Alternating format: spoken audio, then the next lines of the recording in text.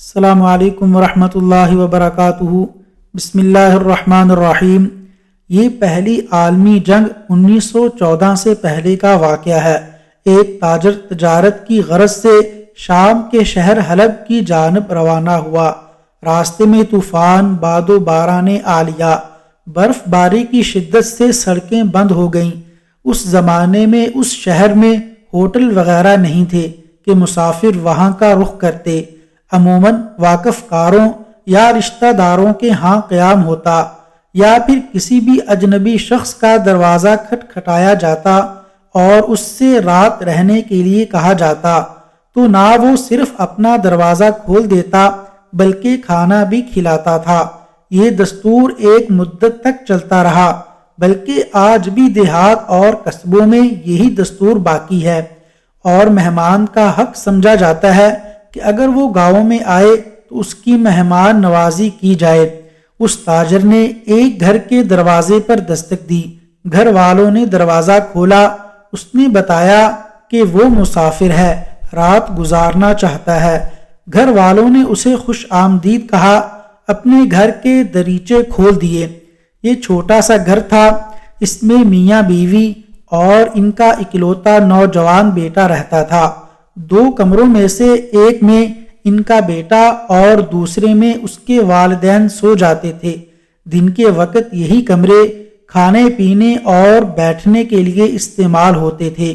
گھر والوں نے مہمان کو بٹھایا، کھانا پیش کیا اور پھر اس کے پاس بیٹھ کر گفتگو شروع کر دی۔ تاجر ایک نیک دل آدمی تھا۔ اس نے میزبانوں کو تفصیل سے اپنے حالات سے آگاہ کیا اور بتایا کہ اس کے پاس ایک خطیر رقم موجود ہے جسے وہ مال تجارت خریدنے کے لیے لایا ہے۔ رات دیر تک باتیں ہوتی رہیں۔ یہ گفتگو میزبان کی بیوی بھی سن رہی تھی۔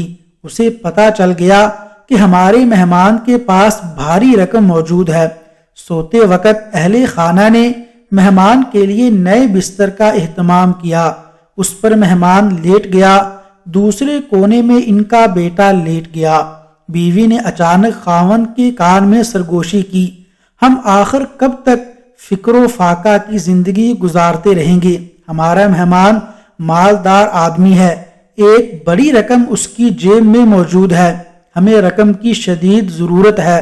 اگر ہم چاہیں تو راتوں رات امیر بن سکتے ہیں، مگر وہ کیسے؟ خاوند نے پوچھا۔ اس وقت ایسا نادر موقع ہے جو شاید کبھی نہ آئے۔ اس کی بیوی نے ورغلایا، آؤ ہم اس مہمان کو قتل کر دیں، جتنا مال اس کے پاس ہے قابو کر لیں اور لاش کو ٹھکانے لگا دیں۔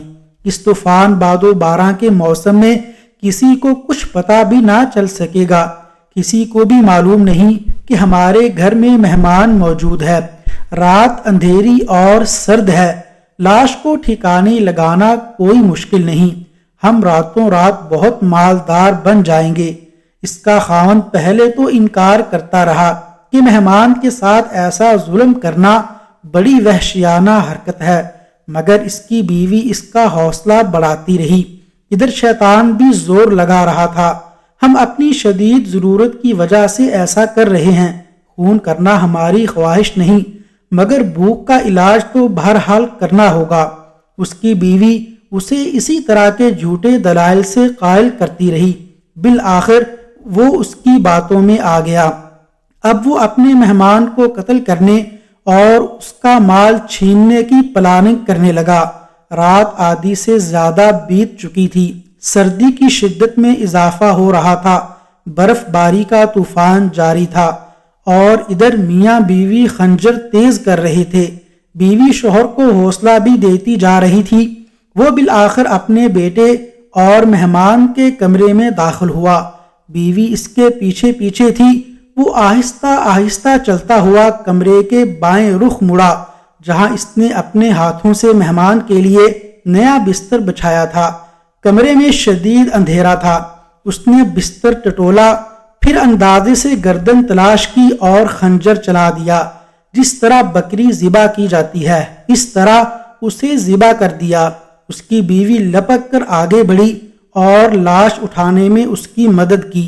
دونوں میاں بیوی دروازے پر لاش کھینچ کر لائے تو اچانک بجلی چمکی اور یکایک ان کی آنکھیں پتھرا گئیں۔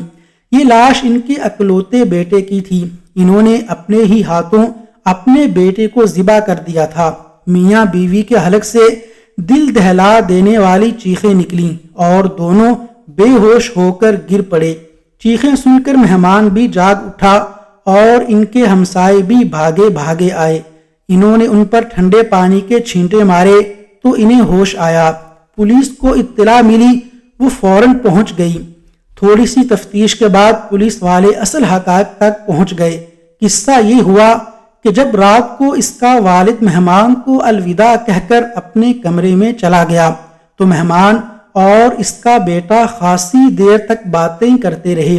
اس دوران اچانک لڑکے پر نیند نے غلبہ پا لیا اور وہ باتیں کرتے کرتے مہمان ہی کے بستر پر سو گیا۔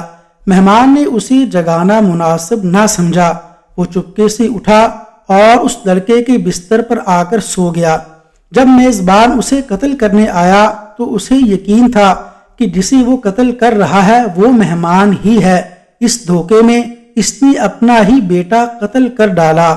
ہمسایوں نے اگلے دن اس نوجوان کو دفن کر دیا اور اس کے ماں باپ جیل خانے کی سلاخوں کے پیچھے دھکیل دیے گئے۔ اس طرح ان لالچی میاں بیوی کو اپنے کیے کی سزا مل گئی۔ یہ تو تھی ان کے لیے دنیاوی سزا، آخرت میں بارگاہ الہی میں جواب دہی کا کٹھن ترین مرحلہ ابھی باقی ہے۔ وصلی اللہ علی نبینا محمد وعلی آلہ واصحابہ اجمعین۔